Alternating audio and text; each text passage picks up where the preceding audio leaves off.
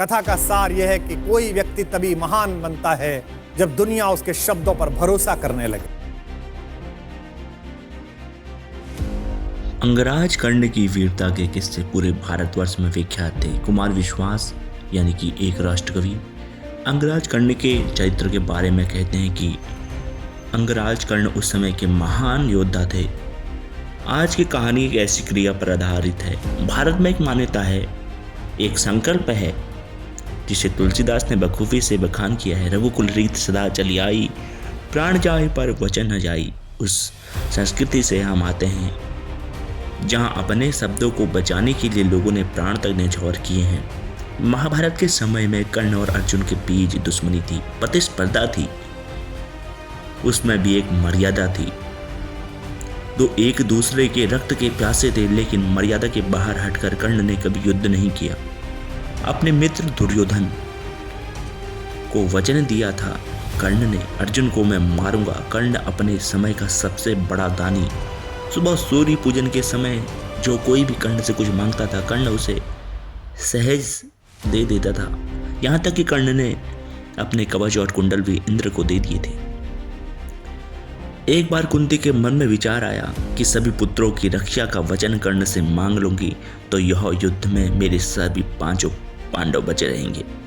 जिस दिन कर्ण और अर्जुन का निर्णायक युद्ध होने वाला था, एक रात पहले एक महिला कर्ण के द्वार पर पहुंची। कर्ण स्वयं बाहर गए। रात्रि के समय महारानी का आगमन हुआ। महारानी यानी कि पांडवों की माता कुंती।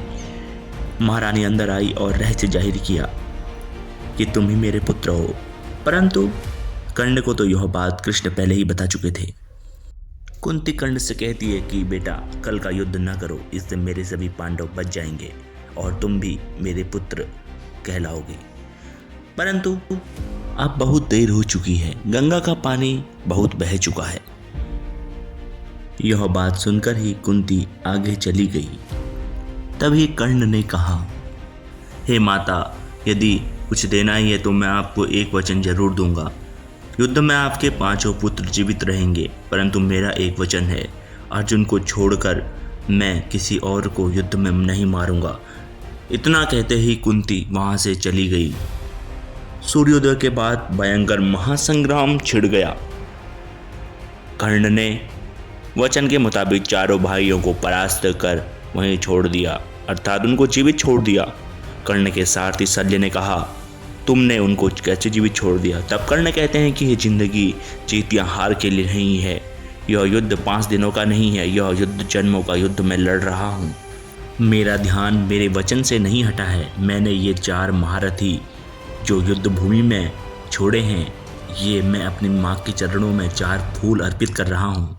इस तरह दुनिया के सबसे बड़े योद्धा दानी ने अपनी माँ को जो वचन दिया था दान में, उसे युद्ध भूमि में ही निभाया। जय पराजय को सामने देखकर, आने वाली मृत्यु को सामने देखकर भी जिस व्यक्ति ने अपने वचन का पालन किया, उसे ही अंगराज कर्ण कहा जाता है। इस कहानी का सार यही है कि कोई व्यक्ति तभी महान बनता है जब दुनिया उसके शब्दों पर भरोसा करती है। धन्यवाद। आज की कहानी में बस इतना ही।